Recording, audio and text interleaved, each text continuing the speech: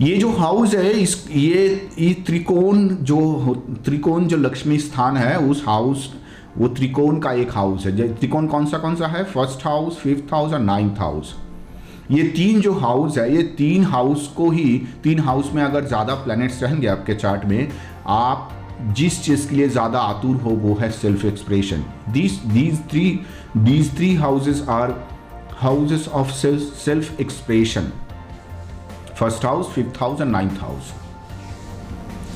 Self expression, creativity, ये trinity दिखाता है। ये हाँ, ट्रिनिटी ऑफ हाउसेस, त्रिकोण, ये दर्शाता है ये चीज। आप कितना क्रिएटिव हो, आपके अंदर कितना क्रिएटिविटी है, क्रिएटिविटी का शक्ति है। जो लोग क्रिएटिव होते हैं उन लोगों का सेंस।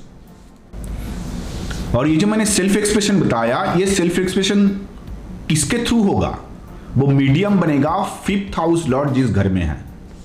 जिस घर में फिफ्थ हाउस लॉर्ड जाएगा, जिस हाउस में फिफ्थ हाउस लॉर्ड बैठेगा, उसके थ्रू उसका वो सेल्फ एक्सप्रेशन दुनिया के सामने आएगा।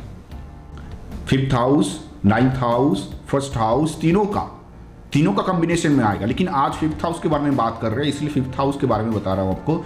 वो उसके थ्रू ही सेल्फ एक्सप्रेशन करोगे आप। जैसे for example fifth house Lord 12th में चला गया, दूसरी चीज़ों में खराब रिजल्ट मिल सकता है और कुछ चीज़ों में अच्छे रिजल्ट भी मिलता है। लेकिन सबसे अच्छा जो चीज़ होगा, आपका जो सेल्फ एक्सप्रेशन है, लोगों के सामने जो आप खुद को प्रेजेंट करोगे, किसके थ्रू प्रेजेंट करोगे? स्पिरिचुअलिटी के थ्रू प्रेजेंट करोगे। और आपका जो फैलाव होगा वो कहाँ पर ज़्यादा होगा? अपने एरिया में नहीं। आपके आज चारों तरफ के लोग आपको उतना जानेंगे नहीं जितना आपके दूर के लोग आपको ज़्यादा जानेंगे, क्योंकि आपका जो सेल्फ एक्सप्रेशन का एनर्जी है वो दूर के लोगों तक पहुंचेगा, नज़दीक के लोगों तक नहीं पहुंचेगा, क्योंकि 12th हाउस के साथ कनेक्टेड है वो। समझ गए?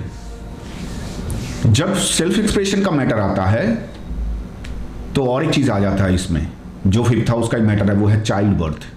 चाइल्ड बर्थ से हम करते क्या है? क्यों हम लोग इतने आतुर होते हैं चाइल्ड बर्थ के लिए? चाइल्ड बर्थ के थ्रू वही चीज़ करते हैं जो हमने अपने ज़िंदगी में नहीं कर पाया, वो हम चाइल्ड के थ्रू देखना चाहते हैं। वो ही सेल्फ एक्सप्रेशन काम आता है, वो ही सेल्फ एक्सप्रेशन का रीज़न इसके पीछे होता है। तो इसलिए यहाँ से चाइल्ड बर्थ भी देखा जाता है और बच्चे के साथ रिश्ता कैसा रहेगा वो भी इस हाउस से देखा जाता है।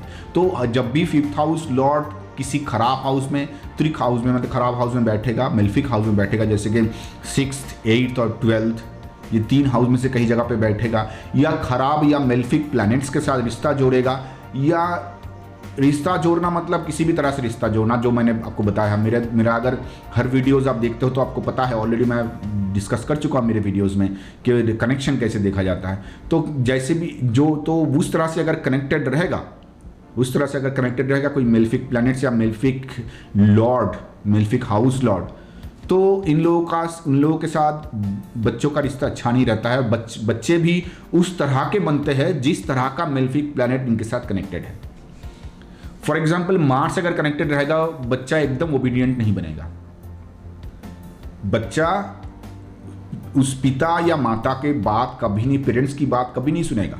मतलब जिसके चार्ट में है, मान लो किसी मेल चार्ट में फिफ्थ हाउस में मार्स है, तो उसके लिए उसका बच्चा उसकी बात नहीं सुनेगा, ओबीडियंट एकदम नहीं होगा उसका।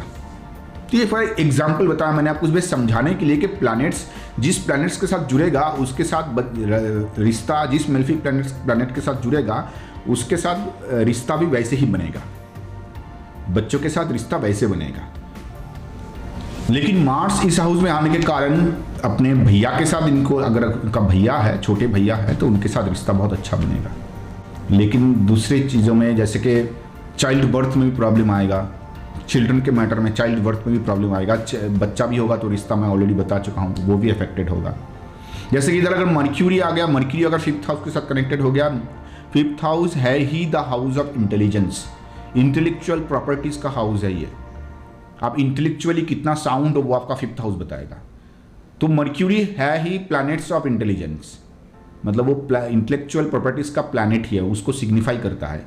तो जब intelligence, the house of intelligence में प्लैनेट ऑफ इंटेलिजेंस आ जाता है या उसके साथ कनेक्शन में बैठ जाता है, तो क्या होता है? मर्क्यूरी आपको इंटेलेक्चुअल बनाएगा और आप डिसीजंस बहुत अच्छा ले पाओगे। आप 5th हाउस जैसे ही एजुकेशन का, 5th हाउस एजुकेशन का भी हाउस है, हायर एजुकेशन मतलब 12th स्टैंडर्ड के बाद जो एजुकेशन होता है आपका ग्रेजुएशन लेवल तक, वो 5th हाउस से देखते हो आप, तो आपका एजुकेशन भी बहुत अच्छा जाएगा, रिजल्ट अच्छा होगा। अगर मेल्फिक कोई प्लैनेट कनेक्टेड नहीं है तो रिजल्ट अच्छा होगा, ग्रेड अच्छा आएगा, कोई एजुकेशन बहुत अच्छा जाएगा। आपके फ्रेंड्स, मर्क्यूरी फ्रेंड्स को दर्शाता है, आपके फ्रेंड्स आप पे जान छिड़कते होंगे, फ्रेंड्स के साथ रिलेशनशिप बहुत अच्छा हो जाता है 5th हाउस में। अगर राहु बैठ गया तो प्रॉब्लम्स देगा, आप हमेशा गलत डिसीजन लोगे और आपको ना अचानक रीच होने का भूत सवार रहेगा कि अचानक कुछ हो जाए, कुछ मैजिक हो जाए, कुछ हो जाए, मैं रीच हो जाऊं। ये लोग ज़्यादा लॉटरी की खरीदते हैं, ये लोग ज़्यादा मतलब स्टॉक मार्केट में जाके अचानक अमीर होने का सपना देखते हैं। ये है राहु, बहुत ज़्यादा बड़ा रिस्क ले लेता है जो उनको लाइफ में जाके बहुत बाद में जाके पछताना भी होना पड़ता है, मतलब उनको जाके बाद में रिपेंट भी करना पड़ता है कि मैंने ये डिसीजन क्यों लिया था, लेकिन तब तक जो होना था वो हो गया है। राहु आपको गलत डिसीजन लेने में मजबूर करता है इस हाउस में, क्योंकि ये जो हाउस है, this is the house of decision making also, decision making and decision giving. आपके अंदर कुछ नहीं है, अगर आप वो नहीं दे सकते हो, आपके पास अगर 10 रुपया होगा तो आप किसी को 5 रुपये दे सकते हो। अगर आपके पास कुछ नहीं है तो आप क्या दोगे उनमें से, कुछ नहीं से क्या निकलेगा। तो वैसे ही डिसीजन मेकिंग, जो डिसीजन अच्छे से डिसीजन ले पाता है वो ही अच्छा डिसीजन दे पाएगा, आपको अच्छा एडवाइस दे पाएगा। तो ये एडवाइस गिविंग का भी हाउस है। जो लोग एडवाइस रिलेटेड प्रोफेशन के साथ जुड़े होते हैं वो 5th हाउस का ही कनेक्शन है, इसलिए 5th हाउस से टीचिंग भी देखा जाता है। मर्क्यूरी जैसे ही 5th हाउस में आ गया तो आप एजुकेशन रिलेटेड प्रोफेशन में जाओगे। अगर मान लो आपके जो प्रोफेशन गिविंग हाउसेस है, कौन सा है, मैंने क्या बताया था, 6, 10, 11, ये प्रोफेशन गिविंग हाउसेस है। इस कनेक्शन के साथ अगर आपका 5th हाउस जुड़ गया कहीं से तो जान लेना ये टीचिंग रिलेटेड या कोई एजुकेशन रिलेटेड प्रोफेशन में आपको ले जाएगा। और उसके साथ मर्क्यूरी अगर जुड़ गया तो और भी श्योर हो गए आप मेरे वीडियोस को अगर ठीक तरह से फॉलो करोगे। मैं हर वीडियोस में कुछ ना कुछ बहुत सारे टॉपिक को एक जगह कर लेता हूं ताकि आपको समझ में आए। तो बहुत कुछ समझाने के टाइम पे मैंने ऑलरेडी समझा दिया था कि प्रोफेशन को कैसे देखा जाता है। प्रोफेशन को देखने के लिए हाउसेस जो कनेक्टेड होना चाहिए वो है 6, 10, 11। तो 6, 10, 11 जैसे ही कनेक्ट हो गया, उसके अंदर अगर 5th हाउस घुस गया और मर्क्यूरी एज अ प्लैनेट भी इस कनेक्शन में है, तो 5th के साथ 6 का कनेक्शन होने के कारण कुछ तो प्रॉब्लम्स होगा लाइफ में, उसमें नहीं जा रहे हैं। लेकिन प्रोफेशन के मैटर में ये लोग एजुकेशन रिलेटेड प्रोफेशन में ही रहेंगे, क्योंकि मर्क्यूरी भी एजुकेशन को दर्शा रहा है और मर्क्यूरी 5th हाउस में आने के बाद एजुकेशन को ही ज़्यादा दर्शाता है, एजुकेशन रिलेटेड प्रोफेशन को ही ज़्यादा दर्शाता है। ये लोग बहुत अच्छा टीचिंग दे सकते हैं लोगों को, बहुत अच्छा एडवाइस दे सकते हैं लोगों को। अभी वो अपने लाइफ में एडवाइस को इम्प्लीमेंट करेगा कि नहीं वो तो देखना होगा। बहुत सारे लोग डिसीजन लेने के एकदम कगार पे होते हैं लेकिन अल्टीमेटली डिसीजन नहीं लेते हैं। लेकिन वही चीज़ वो एडवाइस में दूसरों को कहते हैं कि दूसरे लोग उस डिसीजन को लेके या एडवाइस को लेके ज़िंदगी में कुछ कर जाते हैं। ये लोग कुछ नहीं कर पाते क्योंकि ये अल्टीमेटली वो स्टेप्स, जो पहला नन्ना सा स्टेप ज़रूरत था वो नहीं ले रहे हैं। तो उसका तो हाउसेस अलग अलग है, उसका कॉम्बिनेशंस अलग अलग है, उसमें मैं नहीं जा रहा हूँ। लेकिन बात ऐसा है कि मर्क्यूरी 5th हाउस के साथ कनेक्टेड होने से एजुकेशन रिलेटेड मैटर में आपको बहुत सक्सेस देता है। एक अच्छा स्टूडेंट ही एक अच्छा टीचर बन पाता है, जान लेना। किसी भी फील्ड में वो क्यों ना हो, एक अच्छा स्टूडेंट ही एक अच्छा टीचर को दर्शाता है। बच्चा आगे जाके एक टीचर भी बन पाएगा अगर उसका कॉम्बिनेशन चार्ट में मौजूद है। ये इस हाउस से आप ब्लेसिंग्स देखते हो और कर्स भी देखते हो। ब्लेसिंग्स का मतलब क्या होता है? ये जो कहते हैं ना कि भरोसे ब्लेसिंग्स लो, सिर्फ ब्लेसिंग्स भरोसे नहीं लिया जाता है, बच्चों से भी ब्लेसिंग्स ले सकते हो आप। ब्लेसिंग्स का मतलब जब समझ जाओगे उनसे भी ब्लेसिंग्स ले सकते हो। ब्लेसिंग्स का मतलब समझोगे तो समझ पाओगे, उसमें ईगो का मैटर नहीं है कि जो मुझसे बड़ा है उनसे ही ब्लेसिंग्स लेंगे और किसी से ब्लेसिंग लेना ही नहीं है मुझे।